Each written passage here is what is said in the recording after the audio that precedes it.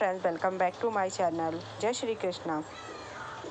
चलिए जानते हैं द्रौपदी जी के बारे में। द्रौपदी भारत की प्रथम महिला थे जिनका विवाह 5 पुरुषों के साथ हुआ था। जब पांडवों को लाक्षागृह में जलाने के लिए कौरवों ने षड्यंत्र किया जिसमें वो बच गए और वो कुमार के घर रहने लगे, वहीं पर उन्हें सूचना मिली कि राजा द्रुपद ने अपनी बेटी का स्वयंवर रचा है, तो वो लोग भी अपना गए। तो जब वहाँ पे देखा कि सभी बड़े बड़े योद्धा जो कि उस स्वयंवर में प्रतियोगिता में हैं, जिसमें कि जरासंध, शिशुपाल, दुर्योधन, दुशासन, सब कर्ण सब हैं, लेकिन कोई भी उस मछली की आंख में तीर नहीं मार पा रहा है। एक मछली की प्रतियोगिता का एक बड़ा कारण यही था कि वो प्रतियोगिता सिर्फ अर्जुन को ध्यान में रखकर की गई थी।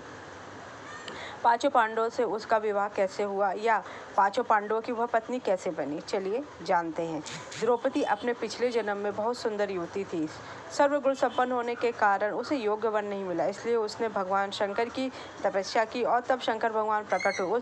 उसने हड़बड़ाहट में 5 वर मांगा, इसलिए उसे शिव जी के वरदान के कारण इस जन्म में 5 पति प्राप्त हुआ। जब भगवान शिव ने द्रौपदी को 5 पति प्राप्त होने का वरदान दिया, तब वह भी यह जानते थे कि उसे अपने 5 पतियों के साथ पत्नी धर्म निभाने में समस्या होगी, इसलिए उन्हें द्रौपदी को यह वरदान दिया कि वह प्रतिदिन कन्या भाव यानी कौमार्य को प्राप्त कर लेगी। इसलिए द्रौपदी अपने 5 पतियों को कन्या भाव में ही प्राप्त हुई थी। हालांकि कहा जाता है कि संतान को जन्म देने के लिए भगवान श्री कृष्ण ने उसे यह सुझाव दिया कि हर साल वह पांडवों में से किसी एक के साथ ही समय व्यतीत करे, जो कि साथ ही जिस समय वह अपने कक्ष में किसी एक पांडव के साथ हो तो उसके कक्ष में कोई और पांडव प्रवेश न करे। यदि कोई पांडव ऐसा करता है तो उसे देश निकाला भुगतना पड़ेगा। माना जाता है कि द्रौपदी जो 5 पांडव की पत्नी थी, एक साल के अंतराल के लिए हर पांडव के साथ रहती थी। उस समय किसी दूसरे पांडव को द्रौपदी के आवास में घुसने की अनुमति नहीं थी। इस नियम को तोड़ने वाले को 1 साल तक की देश निकाला की सजा भुगतनी पड़ती है। अर्जुन और द्रौपदी की 1 वर्ष की अवधि अभी अभी समाप्त हुई थी और द्रौपदी युधिष्ठिर के साथ उसके कमरे में थी। अर्जुन भूलवश द्रौपदी के आवास में तीर धनुष लेने चला जाता है, जिससे कि ब्राह्मण के पशुओं की रक्षा हो सके, लेकिन वह और अपना क्षत्रिय धर्म पालन कर, लेकिन उसका वह द्रौपदी का नियम टूट जाता है, जिसके लिए 1 साल के लिए उसे राज्य निकाला दे दिया जाता है। इसी 1 साल के वनवास के दौरान अर्जुन की मुलाकात उल्पी से हुई और अर्जुन पर मोहित होकर उसने उसके साथ विवाह कर लिया। द्रौपदी और सत्यभामा सदा एक दिन की बात है। पांडव और ब्राह्मण लोग आश्रम में बैठे थे। उसी समय द्रौपदी और सत्यभामा भी आपस में मिलकर बैठी थी। दोनों ही आपस में बातें। सत्यभामा ने द्रौपदी से पूछा, बहन तुम्हारे पति पांडव जन तुम्हें हमेशा प्रसन्न रखते। द्रौपदी देखती हुई कि वे लोग सदा तुम्हारे वश में रहते हैं, तुम मुझ भी ऐसी बताओ कि मुझे मेरे भी श्याम सुंदर मेरे वश में हो जाए। द्रौपदी बोली, सत्यभामा यह तुम मुझसे कैसी दुराचारणी स्त्रियों के बारे में पूछ रही हो। जब पति को यह मालूम हो तो वह अपनी पत्नी के वश में नहीं हो सकता।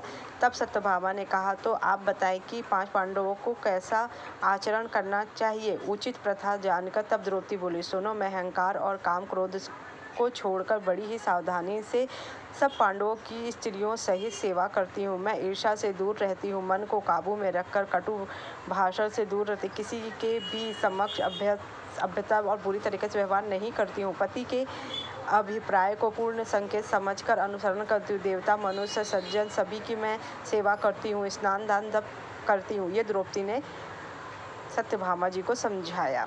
लेकिन अब सवाल उठता है कि 5 पांडव तो उसके पति थे, लेकिन कौन ऐसा पांडव था जो द्रौपदी को सबसे ज़्यादा प्रेम करता था, जो द्रौपदी के लिए ही था, और मरते समय द्रौपदी ने उसे क्यों कहा कि आप मेरे पति रूप में अगले जन्म में प्राप्त हों। द्रौपदी ने मरने से पहले भीम से क्या कहा था।